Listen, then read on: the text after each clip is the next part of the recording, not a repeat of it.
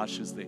आज एक खास संदेश मैं आप सबके साथ बांटना चाहता हूं और मैं विश्वास करता हूं कि आज जब हम इस वचन पर मनन करेंगे, परमेश्वर हम सब के ऊपर अपनी आशीष को उंडेलने वाला परमेश्वर है। मैं कुछ देर पहले मलयालम सर्विस में, सेकंड सर्विस में प्रचार कर रहा था और अपनी जिंदगी के कई अनुभवों को मैं बांट रहा था और मैं इस बात को याद कर रहा था कि जब आप जीवन के कठिन दौर से होकर जाते हैं या जीवन में जब आप नाना प्रकार के संघर्ष होकर जाते हैं, संघर्ष बहुत आसान चीज नहीं है।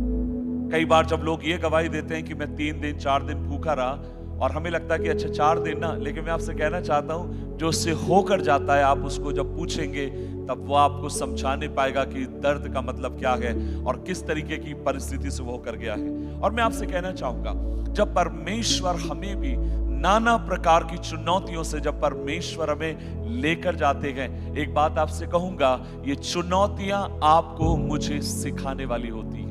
ये चुनौतियां वो चुनौतियां हैं जो आपको मुझे जिंदगी में मजबूत कर कर आगे की तरफ आपको मुझे बढ़ाती हैं। और आज की जो कहानी मैंने जो ली है, वो कहानी एक ऐसी कहानी है जहां से आप और मैं देखते हैं, सीखते हैं कि परमेश्वर उनको क्या सिखाना चाहता है, हमको परमेश्वर उस कहानी से क्या सिखाना चाहता। और मैं विश्वास करता हूं आपने जरूर उसको पढ़ा होगा, लेकिन जो बातें मेरे मन के भीतर हैं उनको मैं कुछ समय में आपके साथ बांटना चाहता हूं। यदि आपके पास बाइबल है, आप मेरे साथ निकालें निर्गमन की किताब, बुक ऑफ एक्सोडस, अध्याय 15 आयत 22 से लेकर 27 तक। मैं एक ही बार में आपके लिए पढ़ना चाहूंगा। निर्गमन की किताब अध्याय 15 आयत 22 से लेकर 27 तक। तब लिखा है, तब मूसा इस्राएलियों को लाल समुद्र के आगे ले गया और वे शूर नामक एक जगह पर आए और जंगल में जाते हुए 3 दिन तक पानी का सोता ना मिला। फिर वे मारा नामक एक स्थान पर पहुंचे और जहां का पानी खारा था और वे इसे पी ना सके, इस कारण उस स्थान का नाम मारा पड़ा। और तब ये कहकर मूसा के विरुद्ध में बकबक करने लगे, हम क्या पिएंगे? तब मूसा ने यहोवा की दुहाई दी। यहोवा ने उससे एक पौधा बतलाया और जिसे जब उन्होंने पानी में डाला तब पानी मीठा हो गया। और वहीं पर यहोवा ने उनके लिए एक विधि ठहराई और नियम बनाया और उसने वही उनकी यह कहकर परीक्षा की, यदि तुम अपने परमेश्वर यहोवा के वचन को माने या सुने और उसकी दृष्टि में ठीक है वही करे, तो उनकी आज्ञाओं पर अगर तुम कान लगाओ और सब विधियों को मानो, तो जितने रोग मैंने मिस्र देश में भेजे हैं उनमें से तुम पर एक भी ना भेजूंगा, क्योंकि मैं तुम्हारा चंगा करने वाला परमेश्वर हूं। आइए प्रार्थना करें। सर्वशक्तिमान परमेश्वर, आज मिलकर एक और बार तेरी उपस्थिति में आते हैं। प्रभु जी, आज हम मिलकर जब तेरी हुजूरी में आते हैं, आज यहाँ के उपास प्रार्थना का 14वां दिन है और हम प्रार्थना करते हैं प्रभु, आज आप अपने वचन से हमसे बात करिए, हमारे विश्वास को बढ़ाइए, हमारी जिंदगी को एक और बार नए तरीके से छूइए, ताकि प्रभु जब यहाँ से हम जाएं, हम ये कहने पाए प्रभु भला गए, अच्छा गए और उसकी करुणा सदा की है। सो मेरी प्रार्थना है प्रभु जी, आप मेरे भाषा को सरल करिए ताकि मैं एक एक के दिल तक इस बात को पहुंचाने वाला हो जाऊं। प्रार्थना सुनने के लिए धन्यवाद। यीशु मसीह के नाम से मांगते और सब लोग मिलकर कहेंगे आमीन, आमीन, आमीन। मैं विश्वास करता हूं आपने इस कहानी को पढ़ा है और कहानी ये है कि लाल समुद्र 2 भाग होने के 3 दिन के बाद की बात है। हम देखते गए इजरायली लोग भटक रहे हैं और उनको कहीं भी पानी ना मिला और एक समय ऐसा समय आता है जब परमेश्वर के खिलाफ वो बकबक कर रहे हैं। हिंदी में अच्छा लगता है, पहले कहा जाता था, जो पुरानी हिंदी है उसमें लिखा था कुड़कुड़ाने लगे, लेकिन नई हिंदी में लिखा है वे लोग बकबक करके कहने लगे, अर्थात बहुत सारी बातें हैं। और फिर हम देखते हैं एक समय ऐसा आता है कि मूसा कहता है प्रभु आप कुछ करिए, और तब प्रभु ने एक पौधा बताते हैं और वो पौधा काट कर उस कुंड में डाल दिया गया और हम देखते हैं लोगों ने वहां का पानी पिया और फिर परमेश्वर कुछ बातें वहां पर लोगों से कहता है। आज से कुछ साल पहले मैंने कहा मुझे इजराइल जाने के लिए जब मौका मिला और एक दिन की बात है, हम लोग इजराइल से इजिप्ट की तरफ जा रहे थे, मिस्र देश की तरफ जा रहे थे और रास्ते में जाते समय एक जगह पर बस रुकी और तब उन्होंने बताया कि अब तो वो जगह एकदम सूखी हुई है और बहुत बड़ा कुआं तो नहीं है, लेकिन ऐसा प्रतीत होता मानो जैसे वहां पर एक बड़ा तालाब होगा किसी समय। और उन्होंने कहा ये जगह वो जगह है जहां का पानी खारा था और मूसा को बताया गया कि पौधा काट कर इसमें डाल दो और ये मीठा हो जाएगा। और मैं आपसे कहना चाहता हूं ये बात बहुत अधिक उत्साहित करने वाली बात थी और एकदम से बाइबल की वो कहानी हम सब के लिए नई हो गई जहां पर ये घटना घटी है और अब भी वो जगह इजिप्ट के भीतर पाई जाती है। और आप और मैं देखते हैं जब इस घटना को घटते समय यहां पर हम एक बात पाते हैं और वो ये है, कुछ दिन पहले लाल समुद्र का एक बड़ा अद्भुत काम वहां पर हुआ है। किसी ने इस तरीके से कहा, अगर आप बाइबल के सारे चमत्कारों को अगर आप उठाकर देखेंगे और किसी मनुष्य के द्वारा अगर सबसे बड़ा चमत्कार अगर बाइबल के भीतर आया है तो वो है लाल समुद्र का दो भाग होना। और आप कल्पना के बाहर है। आप सोच कर देखिए, कभी आप मद्रास गए हैं या और किसी जगह पर, मैंगलोर या जहां पर समुद्र है, और अब वहां खड़े होकर कल्पना करके देखिए क्या यह संभव है, ये समुद्र दो भाग हो सकता। और ये हमारी कल्पना के बाहर है, हमारी सोच के परे है। लेकिन परमेश्वर ने मूसा के द्वारा लाल समुद्र को हम देखते हैं दो भाग किया है और 20 लाख से अधिक लोग उसमें से पार होकर वे लोग उस तरफ आने वाले। और आप सोच कर देखिए उनका विश्वास कितना बड़ा होगा। उन्होंने जब लाल समुद्र के बीच में से जब होकर गए हैं, बाइबल कहती है वहां से निकलने के बाद ये सारे लोग मिलकर परमेश्वर की आराधना कर रहे हैं, परमेश्वर की इबादत कर रहे हैं। खंजरी लेकर वहां गीत गाया जा रहा है कि फिरौन की सेना को परमेश्वर ने लाल समुद्र में डुबा दिया। हर कोई खुश है, नाच रहा है, गा रहा है, परमेश्वर की आराधना कर रहा है। लेकिन ध्यान दीजिए, किसी ने सोचा नहीं, ठीक कुछ दिन के बाद परमेश्वर ने उनके लिए एक बड़ी परीक्षा को रखा है और परमेश्वर उस परीक्षा से उनको लेकर गया। सुनिए मेरी बात को। इसलिए भाई बहनों, एक बात मैं आपसे कहना चाहूंगा, जीवन के भीतर परमेश्वर आपको मुझे अलग अलग अनुभव से लेकर जाएगा और ये अनुभव आपको मुझे मैच्योर करेंगे। ये अनुभव आपको मुझे परमेश्वर में परिपक्व करने वाले हो जाएंगे। और मैं ये भी कहना चाहता हूं, इसीलिए परमेश्वर जब एक व्यक्ति को अनुभवी बनाना चाहता है, परिपक्व बनाना चाहता है, वो अलग अलग जीवन की सिचुएशन से आपको मुझे लेकर जाएगा। मैंने एक कहानी सुनी थी, पता नहीं उस कहानी में कितनी सच्चाई है। कहानी थी फ्रांस की, बहुत साल पहले, जब वहां पर राजाओं का शासन होता था। एक दिन की बात है, कहा जाता है देश में अकाल पड़ा और सारे लोगों ने बोला कि खाना नहीं है, पानी नहीं है। और तब सारे लोग राजा के घर के सामने खड़े होकर कहने लगे, राजा हम भूखे, हमें खाना दे दो।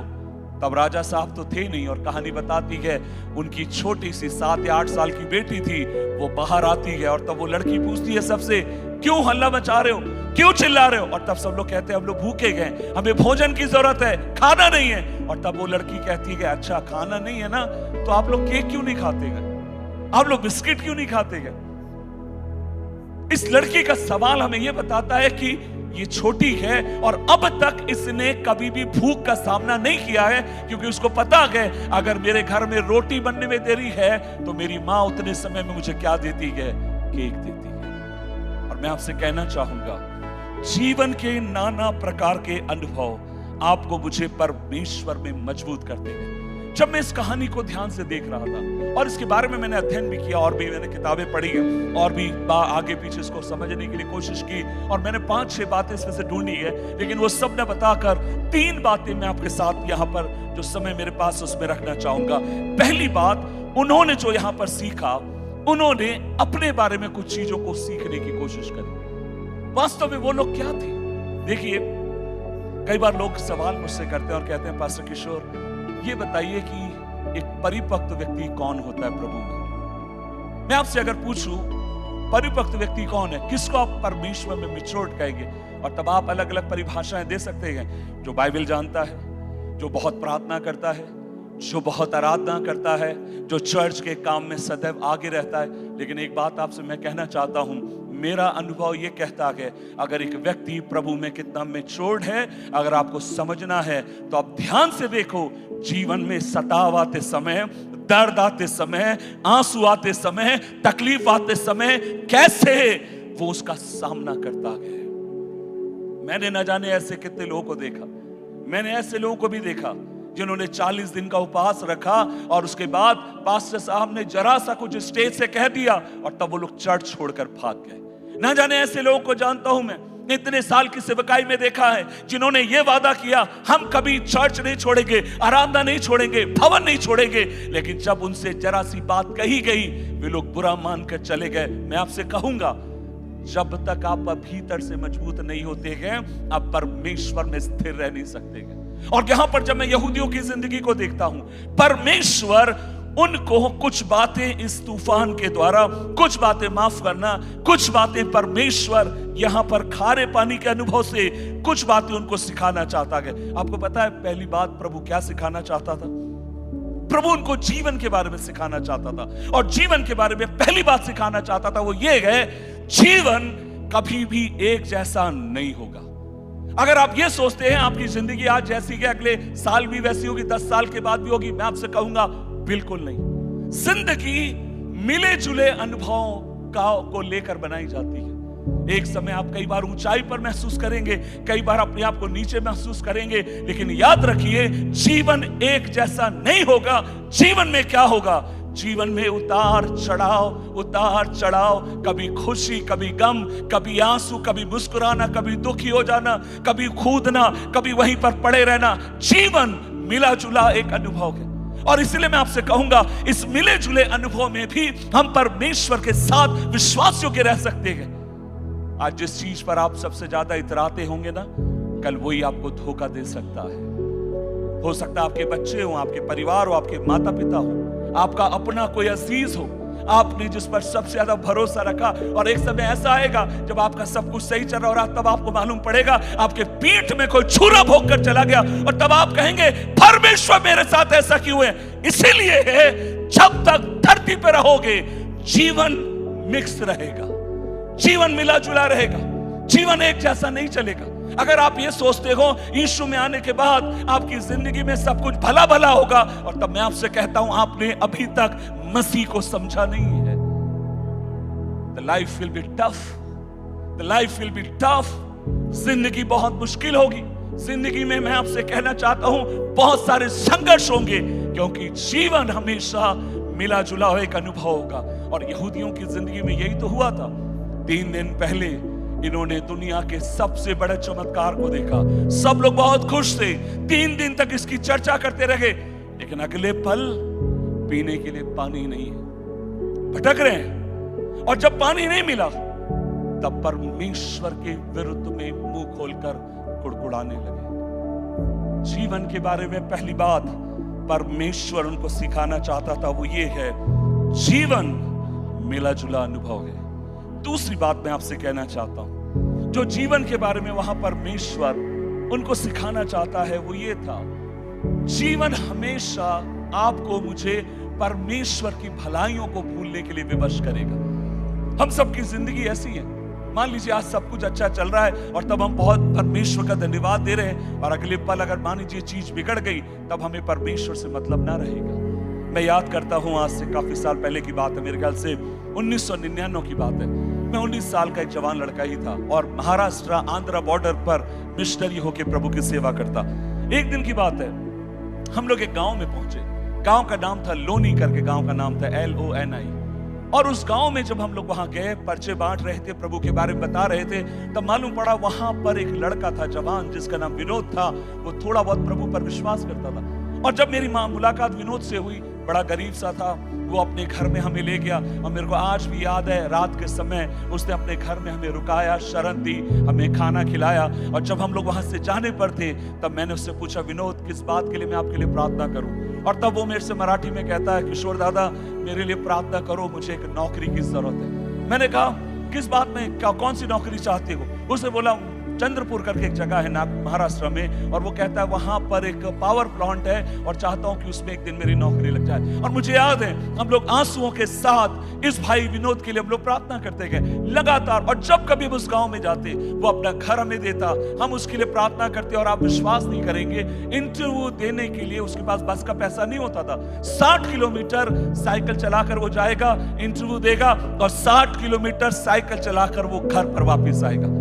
कई दिनों तक हम लोग लगातार वहां पर जाते रहे। एक दिन की बात है, एक समय ऐसा समय आया जब मैं महाराष्ट्र से जाकर कहीं और प्रभु की सेवकाई के लिए मैं चला गया। मेरे ख्याल से उस समय राजस्थान में कोटा में मैं था कुछ समय के लिए। और एक दिन की बात है, जब मैं वापिस आया मुझे मौका मिला, कई लोगों ने कहा पास्टर किशोर आप एक काम करो, उस समय पास्टर नहीं बोलते थे, जवान ही था, किसी ने कहा किशोर दादा आप चंद्रपुर में आइए ना कुछ मीटिंग प्रचार करने के लिए।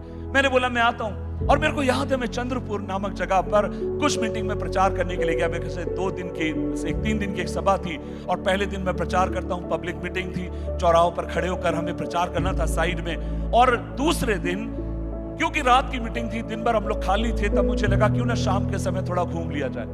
और शाम के समय मैं घूमने के लिए निकलता हूं। जब मैं घूमने के लिए बाजार में घूमने के लिए निकला, पावर प्लांट है थोड़ी सी दूर, वहां से 2-3 किलोमीटर होगा, और जब मैं घूम रहा था उतने में मेरी नजर एक जवान के ऊपर पड़ी। मैं उसको बहुत देर तक देखता रहा। मैंने सोचा कहीं तो मैंने उसको देखा है, कहीं तो देखा, और तब मेरे को याद आया ये तो विनोद है। और तब मैंने उसको हाथ देकर कहा, मैंने कहा विनोद सुनो सुनो, विनोद दादा मैले ओळख लेत का? मैंने मराठी में बोला मुझे पहचाना क्या? और तब वो मेरे से बोलता हाँ पहचान लिया। और मैं उसके पास गया, मैं उसको हाथ मिला रहा हूं, उसको गले मिल रहा हूं, मैं बोल रहा हूं भाई विनोद बहुत सालों के बाद मुलाकात हुई, कहां रहते हो आजकल? और तब वो मेरे से कहता है मैं अब गांव में नहीं रहता हूं, मुझे वहां पर जहां पर पावर प्लांट है वहीं के वहां पर सरकारी जो है घर मुझे मिल गया। मैंने बोला सरकारी घर मिल गया? मैंने बोला भाई आपको नौकरी मिल गई क्या? हाँ मिल गई। मैंने कहा भाई कितने दिन हो गए नौकरी मिलकर? 2 साल हो गया। और वो बहुत अकड़ के बात कर रहा है। और तब मैं उससे बोलता हूं विनोद कहीं प्रार्थना में जाते हो? नहीं उसके लिए मेरे पास टाइम नहीं। और आप विश्वास करिए वो ऐसे हाथ कर है, और मैं इस तरह बगल में खड़े रहकर मुस्कुरा कर उससे बात कर रहा हूं। मैं कह रहा हूं आराधना में जाते हो? नहीं मेरे पास टाइम नहीं है। मैंने कहा बाइबल पढ़ते हो? फालतू चीज के लिए मेरे पास समय नहीं है। And he was insulting me. और कुछ देर के बाद सरकारी बस आती है, वो उसके अंदर बैठकर चला गया, और मैं वहां खड़े होकर उसको देखते रह गया। क्या ये वही विनोद है जिसके गांव में हम लोग जाते, जो रो रो कर हमसे कहता यीशु से प्रार्थना करो मुझे सरकारी नौकरी मिल जाए? लेकिन जब आज नौकरी मिल गई, अब वो कहता है मुझे परमेश्वर की जरूरत नहीं है। So life will always have a temptation. जीवन हमेशा आपको टेम्पटेशन देगा कि आप परमेश्वर की भलाइयों का भूल जाइए। लेकिन ऐसे समय एक सच्चा विश्वासी बार बार अपने मन को खींच कर लाएगा और कहेगा हे मेरे मन यहोवा को धन्य कहा, और उसके किसी भी उपकार को तू कभी ना भूलना। वही तुझे उठाता है, वही तेरे जीवन को बनाता है। मैं एक बात आपसे कहना चाहूंगा, जब मैं भजन 103 पढ़ता हूं, उसको पढ़ते समय एक चीज तो मुझे मालूम पड़ती है, वो ये है भजन 103 दाऊद उस परिस्थिति में लिखता है जब वो स्टैब्लिश हो चुका है, जब वो एक ऐसी जगह पर बैठा गए, अब आराम से उसकी जिंदगी सब कुछ ठीक चल रही है, अब उसको कुछ और नहीं चाहिए। और तब दाऊद एक चीज अपने जीवन में देखता, पता क्या है? एक जगह पर वो कहता है मैं दोपहर के समय, शाम के समय, सुबह के समय तीनों पहर तेरा भजन करता हूं। और तब वो एक दिन पाता है उसका मन भजन करना नहीं चाहता है, उसका मन परमेश्वर की आराधना करना नहीं चाहता है, उसका मन परमेश्वर के तंबू में जाना नहीं चाहता है। और मैं सोचता हूं ऐसे समय दाऊद अपने मन को खींच कर लाकर कहता है हे मेरे मन यहोवा को धन्य कहना बंद ना करना। याद रखिए जब परमेश्वर एक व्यक्ति को घूरे पे से उठाता है, जब परमेश्वर एक व्यक्ति को ऊंचाई पर लेकर जाता है, सबसे बड़ा टेम्पटेशन है आप परमेश्वर को भूल जाए, उसकी भलाइयों को भूल जाए। और इसीलिए आपको बार बार अपने आप को परमेश्वर की उपस्थिति में लाकर कहना होगा हे मेरे मन यहोवा को धन्य कहा, और उसके किसी भी उपकार को ना भूलना। कई बार आपका मन कहेगा मुझे क्यों प्रार्थना करना है, मेरे पास सब कुछ है, मुझे किस चीज की जरूरत है, मुझे किस चीज की आवश्यकता है।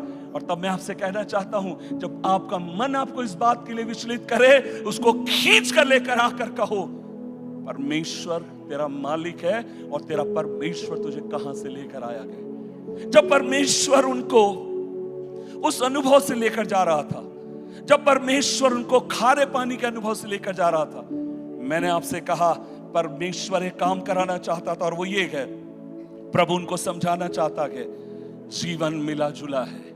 प्रभु उनको समझाना चाहता है आपकी मेरी जिंदगी में एक टेम्पटेशन हमेशा रहेगा, जब हम ऊंचाइयों पर जाएंगे, आशीष को पाएंगे, हम आशीष की दाता परमेश्वर को हम भूल जाएंगे। और इस्राएलियों के साथ यही हुआ।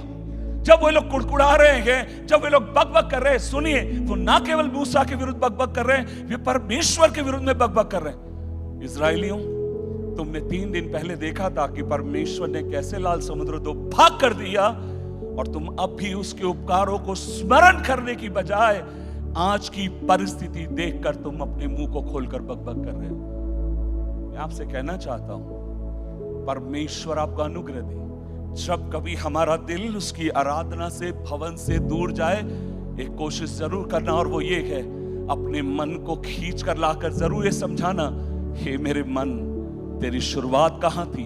तेरा परमेश्वर तुझे कहां से उठाकर कहां पर लेकर आया। जीवन वहां पर मैं देखता हूं, जब परमेश्वर उनको समझाना चाहता था, परमेश्वर उनको जिंदगी के बारे में कुछ सिखाना चाहता था, मैं दूसरी बात वहां पर देखता हूं, और वो ये है, 3 दिन पहले हमने देखा वहां पर एक बड़ा चमत्कार हुआ है। कौन सा चमत्कार हुआ? लाल समुद्र 2 भाग हो गया। लेकिन यहां हम देख रहे हैं, जब लाल समुद्र 2 भाग हुआ है, तब परमेश्वर का वचन कहता है 3 दिन तक जब पानी नहीं मिला है, तब उन्होंने परमेश्वर के विरुद्ध में क्या करना शुरू किया? चिल्लाना शुरू किया। सुनी मेरी बात को। हम लोग कई बार अपने बारे में जब तक सीख नहीं पाते हैं, जब तक कि परमेश्वर हमें अलग अलग परिस्थिति से लेकर ना जाए। मैंने आपसे जैसे शुरू में कहा, आप कितने आत्मिक हैं, आप कितनी घंटों प्रार्थना करते हैं, वचन पढ़ते हैं, उससे मालूम नहीं पड़ता। आपकी आत्मिकता का स्तर बताता है आप कैसे प्रॉब्लम को आप सॉल्व करते हैं। जब जीवन में संघर्ष आते समय आप कितनी शांति के साथ खड़े रहते हैं। जब जीवन में आंसू आते समय आप कितना परमेश्वर के ऊपर भरोसा रखते हैं। And that shows your maturity in the Lord. आप 50 आयत बिना देखे आप बोल सकते हैं, कोई बात नहीं, अच्छी बात है। आप ढेरों वचन, आपको बाइबल की पूरी कहानियां ऊपर से नीचे तक याद है, अच्छी बात है। लेकिन सवाल यह है, आपकी जिंदगी में आपने उसको कितना लागू किया, और उन बातों ने आपको भीतर से परमेश्वर में कितना मजबूत किया। आपकी रियलिटी पता कब निकलेगी, कब आपकी वास्तविकता बाहर आती है? जब आप सच्चाई के साथ, उर्दू में अच्छा लगता है ये शब्द कहना, जब आप सच्चाई के साथ मुखातिब होते हैं, अर्थात जब आप उसके साथ आमना सामना करते हैं। ये कहना बहुत आसान है, बहन आपका बच्चा बीमार है, मैं आपके लिए दुआ करूंगा, आप परेशान मत होइए, वो चंगा हो जाएगा। लेकिन तब क्या होगा जब आपका बच्चा बीमार है और आपको लग रहा है कि दुआएं भी असर नहीं कर रही हैं, और तब आपका एटीट्यूड क्या होगा? परमेश्वर क्यों उनको लाल समुद्र के बाद इस मारा के पानी में लेकर आया, इस मारा के अनुभव में लेकर आया? क्योंकि परमेश्वर उनको दिखाना चाहता था, अगर मारा की जगह वो जगह है जब वहां पर तुम रगड़े जाओगे, तुम्हारी वास्तविकताएं भीतर से क्या हो जाएंगी? बाहर आ जाएंगी। आप सोच कर देखिए, 3 दिन तक उनकी चर्चा का विषय क्या था? लाल समुद्र 2 भाग हो गया, फिरौन मर गया, फलाना डूब गया, ये डूब गया, ये डूब गया, बहुत फूल गए। लेकिन जैसे ही मारा सामने आया, क्या अंदर से निकला? उनकी वास्तविकताएं बाहर आने लगी। वे खुद अपने आप को देखने लगे, वो खुद अपने आप को समझने लगे। और मैं आपसे कहना चाहता हूं, यह परमेश्वर की परीक्षा का एक भाग था। मैं दूसरी बात वहां पर समझता हूं, वो ये है, you know, they were the people who were walking by sight, not by faith. प्रभु हमें जब चलने के लिए बुलाता है, एक बात आप हमेशा याद रखिए, परमेश्वर हमेशा हमें विश्वास से चलने के लिए हमें बुलाता है। आप कुछ भी करिए, हमें विश्वास से चलना होगा। इब्रानी की किताब में लिखा है, अगर हम किसी चीज में विश्वास नहीं मिलाते तो वो हमारे लिए क्या ठहरता है? हमारे पाप ठहरता है। यू हैव टू बिलीव, आपको विश्वास करना ही होगा, और आपको इस बात पर विश्वास करना होगा, एक परमेश्वर है और वो आपकी जिंदगी को क्या कर रहा है? आगे की तरफ आपकी जिंदगी को लेकर जा रहा है। मुझे कहानी बताना बड़ा अच्छा लगता है, और मैं कुछ देर पहले सोच भी रहा था, परमेश्वर के दास से मैं बांट रहा था कि जब अनुभव से प्रभु ले गया, वो अनुभव बहुत कठिन थे, जान निकल जाती थी, मन में आता था मानो जैसे खत्म हो गया, अब हम जी नहीं पाएंगे। लेकिन एक बात आपसे कहूं, जब उन अनुभवों में आप बने रहे, वो अनुभवों ने आपको मजबूत किया और परमेश्वर के लिए गवाह बनाकर आपको ठहराया। मैं याद करता हूं, हमारी जिंदगी में बड़े संघर्ष के समय थे। एक समय ऐसा समय आया जब मेरी बहन की शादी होनी थी। मुझे उस समय मौका मिला पढ़ने के लिए, बाहर पढ़ने के लिए मौका मिला। और जब मैं जिस कॉलेज में पढ़ रहा था, उन्होंने मुझे बोला कि हम आपको 1 साल और देंगे। मैंने अपनी माँ से बोला, माँ मेरे को कॉलेज में 1 साल और मिल रहा है, मैं विदेश में सिंगापुर में रहकर पढ़ रहा था। तब मेरी माँ ने बोला, नहीं नहीं किशोर, तू जल्दी आ जा, और तेरी बहन की शादी होनी है, तू नहीं आएगा तो कैसे होगा? सो मैं वापिस आ जाता हूँ। और आने के बाद मैंने घर पे मैं था और देख रहे हैं कि कैसे भी मेरी बहन की शादी हो जाए। और आप विश्वास नहीं करेंगे, बहुत मुश्किल था। जब कभी कहीं अच्छा रिश्ता आता तो लोग कहते हैं आप तो नए कन्वर्ट है, लोग कहते हैं आप फलाने हैं, आप लोग कहते हैं आप ढिकाने हैं। और आप विश्वास करिए बड़ा अनहोना सा लग रहा था जैसे रिश्ता हो। सो मैं जब अपनी माँ का हाथ पकड़ के ला रहा हूँ, मैं भी चुपचाप हूँ, माँ भी चुपचाप। और थोड़ी देर के बाद मैंने अपनी माँ को देखा, पता वो क्या कर रही है? रो रही है। मैंने बोला माँ क्या हो गया? और तब मेरे से कहती किशोर तेरी बहन की शादी नहीं होगी क्या? और उस समय तक मेरी बहन 28 साल की हो चुकी है। मैंने बोला माँ तू क्यों टेंशन लेती है? क्या जिस प्रभु ने हमें बुलाया, जिस प्रभु ने हमें बचाया और हमने इतने सारे चमत्कार देखे हैं, क्या वो परमेश्वर हमारी बहन की शादी नहीं करेगा? मेरी माँ ने बोला किशोर मैं विश्वास करती हूँ। मैंने अपनी माँ से बोला, मैंने कहा माँ एक काम करें, हम लोग छोटी सी एक प्रार्थना करें। मैंने बोल, मेरी माँ कहती है प्रार्थना करो। मैं उसके कंधे पर हाथ रखकर था, मंदिर का दरवाजा थोड़ा सा आगे था, मैं इस तरफ था और कंधे पर हाथ रख के मैं प्रार्थना करता हूँ। और मुझे अभी भी याद है मेरे प्रार्थना के शब्द, ना आंखों ने देखा ना कानों ने सुना, जिन बातों को परमेश्वर ने अपने प्रेम करने वालों के लिए सिद्ध किया। ना आंखों ने देखा ना कानों ने सुना, ना किसी के चित्त में आई वो बात जिनको परमेश्वर ने अपने प्रेम करने वालों के लिए सिद्ध किया। मैंने फिर कहा माँ, ना आंखों ने देखा ना कानों ने सुना, ना किसी के चित्त में आई उन बातों के लिए जिनको परमेश्वर हमारे लिए करने जा रहा है। क्या तू विश्वास करती है? मेरी माँ ने कहा किशोर मैं विश्वास करती हूँ, तेरी बहन की शादी ऐसी होगी कि दुनिया में एक इतिहास बन जाएगा। तेरी बहन की शादी ऐसी होगी कि लोग, कि हम जब तक जिंदा रहेंगे इस बात की गवाही हम लोग देते रहेंगे। याद रखिए समय कठिन था, कुत्ते के समान धिक्कार को हमको भगा दिया गया है। और तब मैं अपनी माँ का हाथ पकड़ता हूँ, उसके आंसू पोंछता हूँ, वो मेरे पोंछती है और हम लोग मिलकर एक गीत गाते हैं। ना देगी मुझे दुनिया कभी भी कोई सुख और शांति आराम, मेरे यीशु के साथ धन्य संगति में सदा मिलती खुशी मुझको। क्या आप गाना चाहेंगे? प्रभु का धन्यवाद करूंगा, उसकी संगति में साथ चलूंगा, मैं जय जरूर पाऊंगा, साथ चलूंगा मैं जय जरूर। प्रभु का धन्य। सो जैसे ये गाना गाते गाते हम लोग घर पहुंचे, मेरी बहन घर के बाहर खड़ी है। क्या हो गया किशोर? मैंने कहा कुछ नहीं हुआ। बोले तुम दोनों की आंखें लाल क्यों लग रही? मैंने कहा कुछ नहीं। बोला कुछ तो हुआ। मैंने अपनी बहन को सारी कहानी बताई। तब मेरी बहन कहते किशोर चिंता क्यों करता? मैंने कहा बहन सुन ले, ना आंखों ने देखा ना कानों ने सुना, जिन बातों को परमेश्वर हमारी जिंदगी के लिए करने जा रहा है, क्या तू विश्वास करती है? और उसका नाम साधना। उसने कहा किशोर मैं विश्वास करती हूँ। मैं कहानी छोटी करके बताऊंगा। एक दिन की बात है, मेरे पास एक फोन आया। अगर आप नागपुर शहर के आसपास के, आप इस बात को जानते होंगे, उस क्षेत्र को जानते होंगे। एक बार मेरे पास फोन आया और उन्होंने मुझे बोला हेलो पास्टर किशोर बोल रहे हैं। किसी महिला का फोन था।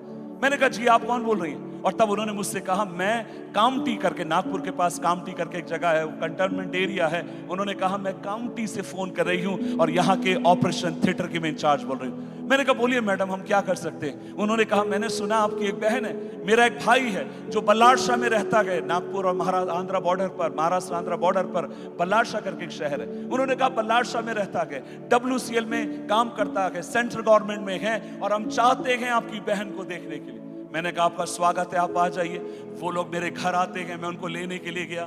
और मैं आपसे कहना चाहता हूं, जब मैंने उनके बारे में पता किया तब मालूम पड़ा ये 5 भाई बहन हैं और पांचों की पांचों सरकारी नौकरी पर है। उनके पति, सब लोग, पति और पत्नियां सब लोग सरकारी नौकरी पर है। मुझे लगा होगा नहीं, मैं सेवा करता हूं, मेरी माँ कहीं काम करती है, भाई लोग कहीं काम करते हैं, हमें लगा होगा नहीं। लेकिन ऐसे तैसे वो लोग आए। कहानी छोटी करके कहूंगा, परमेश्वर ने सब कुछ बढ़िया किया।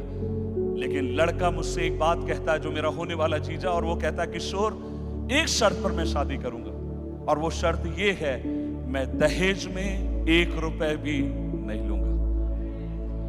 मैंने भी आमीन ही बोला था। मैंने एक आमीन बोला और एक हालेलुया बोला। ईमानदारी से बता रहा हूं, लेकिन मैंने ऊपर से बोला नहीं नहीं नहीं नहीं, नहीं ऐसे नहीं होगा, और एक ही तो बहन है, हम नहीं करेंगे तो कौन करेगा। लेकिन अंदर ही अंदर ढेर सारे हालेलुया और आमीन चल रहे हैं। प्रभु धन्यवाद हो, इसके मन को मत बदलना। और मेरे को डर भी लग रहा है जब मैं उसको समझा रहा हूं तो कहीं ये ना बोल दे हाँ ठीक है दे दो। तो मैंने कहा नहीं नहीं एक ही बहन है, हम लोग करेंगे। उसने कहा किशोर एक ही शर्त, पता नहीं परमेश्वर ने मेरे मन के अंदर क्यों डाला, अगर ये मानो तो हाँ है, नहीं तो ना है। मैंने कहा ठीक है। और आप विश्वास करिए उस समय हमारे पास उतना पैसा भी नहीं है, मैं काफी साल पुरानी बात बता रहा हूं। और तब हमने कहीं से अपना पैसे का इंतजाम किया, शादी फिक्स हुई, सब कुछ बढ़िया हो गया। तब मैंने अपनी माँ से बोला, मैंने कहा माँ जीजा कुछ नहीं बोलेगा लेकिन बहन छोड़ेगी नहीं, इसलिए काम करते हैं, जो हम कर सकते हैं हम लोग करेंगे। मेरे जीजा को पता चला होने वाले, हमने फर्नीचर का ऑर्डर दिया, चीजों का।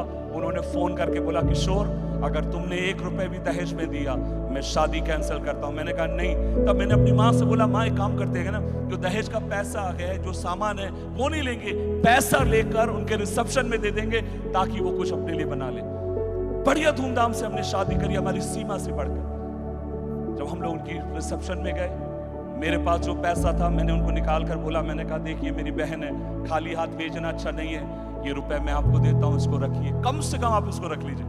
उन्होंने कहा ठीक है। उन्होंने कुछ कहा नहीं, रख लिया। 3 दिन के बाद मुझे दिल्ली जाना है, मैं उसके बाद यूपी सेवा के लिए जाने वाला हूँ। मेरी बहन रोने लगी, मुझे भाई से मिलना है, वो रोते रोते मुझसे मिलने के लिए आई। और मेरे को याद है मैं अपनी बहन को 3-4 दिन के बाद, शादी के बाद उसको ग्रहण करता हूँ। मैं कहता हूँ अंदर आओ, सामने उनको बैठाता हूँ, मैं माँ से कहता हूँ माँ पानी दे दो, उनको पानी देना है। और जैसे मैं पानी लेकर गया तब तक मेरी माँ चाय बना रही है, मैं पानी लेकर गया और उतने में मैं देखता हूँ मेरे घर के टेबल पर जो दहेज का पैसा हमने दिया था मेरे जिया जी रखते हैं और कहते हैं किशोर मैंने प्रभु के सामने कहा था 1 रुपए भी दहेज नहीं लूंगा, तो इसका मतलब मैं नहीं लूंगा। मैंने जिया जी से कहा, मैंने कहा जिया जी ऐसा नहीं होगा, मैं उनको समझा रहा हूँ, वो नहीं मान रहे। फिर मैं पैसा लेकर अंदर अपनी माँ को देकर आता हूँ, मैं कहता हूँ माँ जीजा नहीं मान रहा। मम्मी ने बोला ठीक है तू जब तक चाय दे दे मैं देखती हूँ। और मैं चाय लेकर उनको देकर आता हूँ। और जब वो लोग बात कर ही रहे थे मैं अंदर की तरफ गया अपनी माँ को बुलाने के लिए, और पता मैं देखता हूँ वो घर के कोने में बैठ के रो रही है। माँ खड़े खड़े रो रही थी। मैंने बोला माँ क्या हो गया, अब क्यों रो रही है? ना आंखों ने देखा ना कानों ने सुना, किसी ने दहेज का पैसा लेकर वापस कर दिया। अगर आपने नहीं सुना है, एक घर में हुआ है, वो मेरे घर में हुआ है। मैं आपसे कहना चाहता हूं मैंने कभी नहीं सुना, मुझे मालूम नहीं है, अगर होगा तो धन्यवाद, अगर नहीं हुआ, आपने नहीं सुना तो किशोर सागर के घर में हुआ है, दहेज का पैसा कोई लेकर वापस देकर चला गया। परमेश्वर विश्वास योग्य है, वो आपको मुझे आह्वान देता है, वो आपको मुझे बुलाता है और वो कहता है आंखों से नहीं, अगर मेरे साथ तुम्हें चलना है तो मेरे साथ विश्वास से तुम्हें चलना होगा। आज आप बैठी हुई माओ, मैं आपसे कहना चाहता हूं, आपको चिंता हो रही है ना बेटी की शादी नहीं हो रही, आपको लग रहा है ना पैसा कहां से आएगा, लेकिन एक बात आपसे कहना चाहता हूं, जिस परमेश्वर ने आपको उद्धार दिया, जिस परमेश्वर ने आपको बेटी दी, जिस परमेश्वर ने आपको बेटा दिया, वो आपसे बढ़कर उनकी चिंता करता है। वो आपके सिर को लज्जित होने नहीं देगा, वो आपके चेहरे को नीचे जाने नहीं देगा, वो आपको शर्मसार होने नहीं देगा। आपका परमेश्वर ऐसे ऐसे काम करेगा, ना आंखों ने देखा, ना कानों ने सुना, ना कभी किसी के दिल में आई, उन बातों को आपका परमेश्वर आपके लिए करेगा। आप विश्वास से आगे बढ़ के तो देखिए, आप उसके साथ चलकर तो देखिए, आप उस पर भरोसा कर कर तो देखिए, वो आपको कहां से कहां पहुंचाएगा, आपने कभी उसकी कल्पना नहीं की होगी। और वचन में लिखा है, और मैं आपसे कहना चाहता हूं, इस अनुभव से परमेश्वर उनको यह समझाना चाहता था, अगर मेरे साथ चलना चाहते हो, आंखों से ना चल पाओगे, मेरे साथ अगर तुम्हें चलना है, तुम्हें विश्वास से तुम्हें चलने की जरूरत है। मैं जल्दी से अपनी वाणी को विराम देना चाहता हूं। उस दिन उन्होंने परमेश्वर के बारे में कुछ सुना, माफ कीजिएगा, परमेश्वर के बारे में उस दिन वो कुछ सबक सीखने पाए या कुछ चीजों से वाकिफ होने पाए। देखिए वहां पर वास्तव में क्या हो रहा था। अध्याय 15 में यहां पर में देखते हैं, चैप्टर 15 में हम देखते हैं, परमेश्वर वहां पर बाइबल कहती है उनकी वो क्या ले रहा था, परीक्षा ले रहा था। वचन 26-25 में आप देखिए, उसके आखिरी आयत में आप देखिए, उसने यह कहकर उनकी क्या ली, परीक्षा ली। और इस बात को कभी हम चूक नहीं सकते हैं, प्रभु हमारी परीक्षाएं लेता रहेगा, प्रभु बार बार हमारी परीक्षाएं लेगा। और वो क्यों हमारी परीक्षा लेगा? याद रखिए, वो इसलिए परीक्षा लेगा क्योंकि वो चाहता है हम उस पर विश्वास करें और वह अगले पल हमारे लिए कुछ करने वाला है। जब जीवन में परीक्षाएं, जब जीवन में कठिनाइयां आए, मैं आपसे कहूंगा, अब मैं अनुभव से सीख गया हूं, जब मुझे लगता है ना कोई चीज मेरे सहने के बाहर है और सोच के परे गए, और तब 2 बार तो मैं उछल ही लेता हूं, 3 बार नहीं कर पाता, थोड़ा मोटा हो गया हूं। कम से कम 2 बार तो उछल लूंगा। और पता क्या कहता हूं? मेरा चमत्कार आने वाला है, क्योंकि हर समस्या एक चमत्कार को जन्म देती है। आप बाइबल की किसी भी समस्या को उठाकर देख लीजिए। अब्राहम, क्या है तेरे लिए असंभव? मेरी पत्नी बांझ है। अब्राहम, तेरी पत्नी बांझ है, ये समस्या है, लेकिन परमेश्वर ने इस समस्या का समाधान ऐसे ढूंढा है, तेरी पत्नी को एक बेटा देगा। जहां तुझे लगेगा प्रॉब्लम है, हर एक प्रॉब्लम एक चमत्कार को जन्म देती है। आप बाइबल के किसी भी चीज को उठाकर देख लीजिए, कोई भी कहानी उठा के देख लीजिए, जिसको लोगों ने सोचा प्रॉब्लम है, लेकिन जब परमेश्वर ने उसको देखा, परमेश्वर ने कैसे देखा? ये चमत्कार का समय है, चमत्कार का समय है, चमत्कार का समय है। और परमेश्वर उनको यह समझाना चाहता था कि मैं तुम्हारी एक एक चीजों को क्या कर सकता हूं? मैं पूरा कर सकता हूं, मैं सक्षम हूं तुम्हारी एक एक आवश्यकताओं को पूरा करने के लिए, फिर चाहे वो छोटी हो चाहे फिर वो बड़ी हो। मैंने आपसे कहा, उस दिन परमेश्वर ने बहुत सारी चीजें सिखाता है। पहली चीज सिखाता है जिंदगी निक्स है। दूसरी चीज परमेश्वर सिखाता है मेरे साथ चलना है तो विश्वास के कदम को बढ़ाना है। और तीसरी बात परमेश्वर को यह समझाना चाहता है, मेरे लिए कोई काम कठिन नहीं है। जब मैं तुम्हारी जिंदगी में एक परीक्षा लेकर आता हूं, जब मैं तुम्हारी जिंदगी में एक समस्या लेकर आता हूं, याद रखो, इस तरफ तुम समस्या को देख रहे हो, लेकिन उस तरफ मैंने तुम्हारे लिए क्या दे दिया है? एक समाधान को मैंने तुम्हारे लिए दे दिया है। आज यहां बैठे हुए एक व्यक्ति से मैं कहना चाहता हूं, परमेश्वर हमारे लिए समाधान करने वाला परमेश्वर। क्या आप जानते हैं, हमारे मांगने से पहले हमारा परमेश्वर हमारी जरूरत को पूरा करता है। हमारे मांगने से पहले परमेश्वर हमारी आवश्यकताओं को जानता है। हाँ, वो ये जरूर चाहता है कि तुम मेरी संतान हो तो अपने मुंह को खोलकर वो चीज को मुझसे मांगो। और जब हम मांगोगे ना तो अपनापन लगता है, मांगोगे तो तब अपना सा लगता है, मांगोगे ना तो वो तुम्हारा अधिकार है, तुम मेरी संतान हो। जब तुम मांगते हो, परमेश्वर का वचन कहता है, उसको बुरा थोड़ी लगता है, उसको अच्छा लगता है, क्योंकि उसकी अपनी संतान उस अधिकार से अपने बाप के पास जाकर कुछ मांग रहा है। हाँ, लेकिन उसको जरूर तब ये बुरा भी लगता है जब उसकी संतानें और उन जगहों पर जाकर गिड़गिड़ाती हैं, नाक रगड़ती हैं। मुझे लगता है तब वो ज्यादा दुखी होता है, लेकिन वो खुश हो जाता है जब उसके लोग जो उसके नाम के कहलाते हैं उसको जाकर पुकारते हैं। उस दिन परमेश्वर अपने बारे में भी उनको यह समझाना चाहता है, देखो मैं तुम्हारी जिंदगी में एक चमत्कार करने पर हूं। मैं आपसे एक बात पूछना चाहूंगा, परमेश्वर जब मारा के अनुभव से उनको ले गया, 3 दिन तक वो लोग प्यासे थे, पानी नहीं मिला, क्या परमेश्वर उनको रास्ते में मारना चाहता था? नहीं। क्या परमेश्वर उनको रास्ते में खत्म करना चाहता था? नहीं। क्या परमेश्वर मिस्र से निकालकर वो कहता है मिस्र वालों ने जितना सताया ना मैं उससे ज्यादा सताऊंगा? बिल्कुल नहीं। परमेश्वर जानता था इससे पहले वो एक मारा के अनुभव से जाएं, परमेश्वर ने मारा के साथ साथ उनके लिए वहां पर एक पौधा भी लगाया था। लेकिन परमेश्वर फिर भी चाहता था उसके लोग उससे होकर जाएं। क्यों? तब तो वो समझेंगे कड़वी अवस्था में भी परमेश्वर उस कड़वी अवस्था को, परमेश्वर उस जहर को अमृत में बदलने के लिए विश्वासियों के परमेश्वर है। आज मैं आपसे कहना चाहता हूं, आपके जीवन की कड़वी अवस्था, आपके जीवन की जहरीली अवस्थाएं परमेश्वर अमृत में उनको बदल देगा। लेकिन एक काम करने की जरूरत है, जब मारा का अनुभव आए विचलित मत हो जाइए, मुंह खोलकर उल्टी सीधी बात मत करिए, परमेश्वर के खिलाफ बात मत करिए, उसमें बने रहिए, उसमें स्थिर रहिए, आगे की तरफ बढ़ते रहिए। परमेश्वर एक एक कड़वे अनुभव को अमृत में बदलने जा रहा है। आइए मिलकर अपनी आंखों को बंद करें, हम परमेश्वर से प्रार्थना करें। कहने के लिए बहुत सारी बातें थी, लेकिन आप लगातार सुनते आ रहे हैं, मेरा समय भी मुझे अनुमति नहीं देता है। लेकिन मैं आपसे कहना चाहता हूं, आपके जीवन के, मेरे जीवन के एक एक कड़वे अनुभवों को परमेश्वर अमृत में बदल देगा। मेरी बहन, मेरे भाई, मेरी मां, तेरे अनुभवों को तेरा परमेश्वर अमृत में बदलने जा रहा है। कड़वे अनुभवों को परमेश्वर एक नई तरीके से उन पर अपने आप को प्रकट करता है। I am the lord who healeth thee। मैं वह खुदा हूं जो तुम्हें चंगा करता हूं।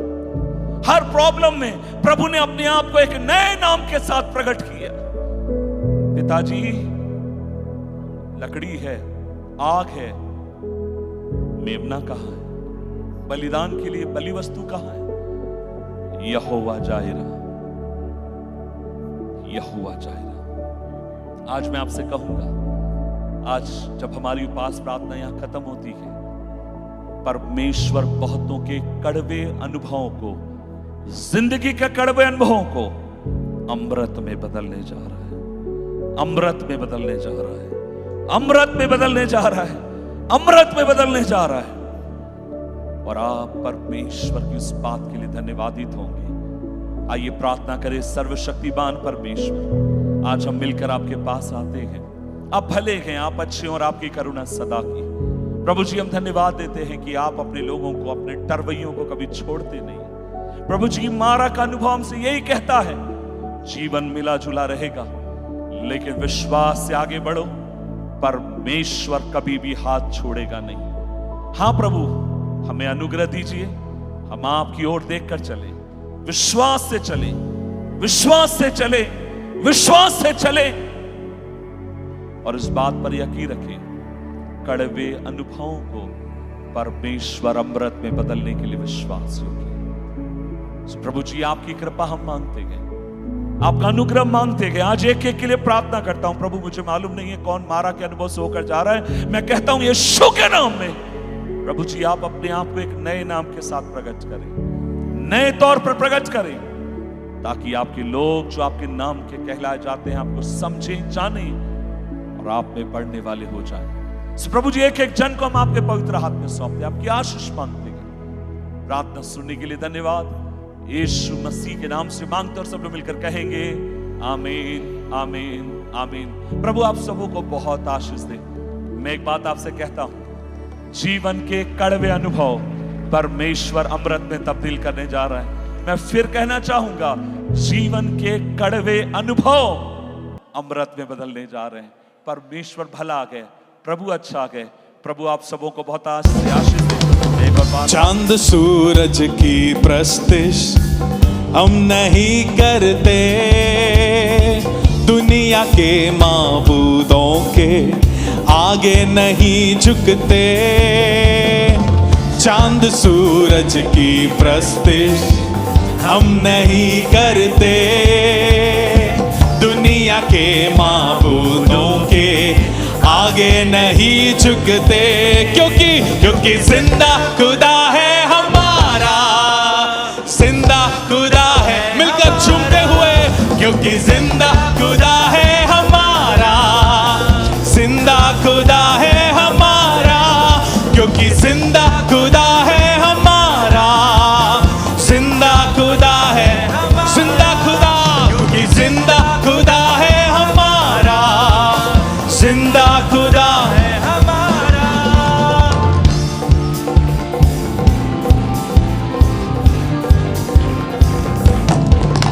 ओ खुशखबरी फैलाएंगे, रूम में बढ़ते जाएंगे।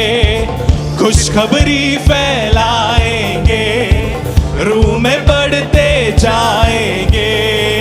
कोई सब इंसानों को पास यीशु के लाएंगे, कोई सब इंसानों को पास यीशु के लाएंगे, पास यीशु के लाएंगे।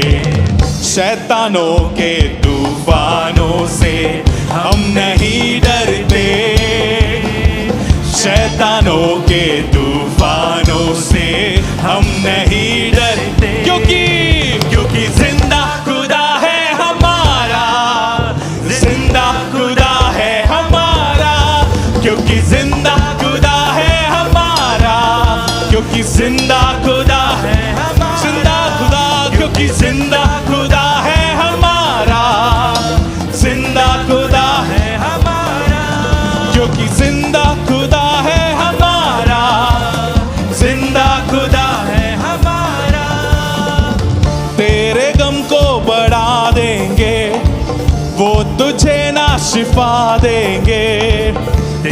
गम को बढ़ा देंगे, वो तुझे ना शिफा देंगे। जो हुए मिट्टी के ढेर, वो किसी को क्या देंगे। जो हुए मिट्टी के ढेर, वो किसी को क्या देंगे, वो किसी को क्या देंगे। इसलिए दर गैरों के हम नहीं जाते,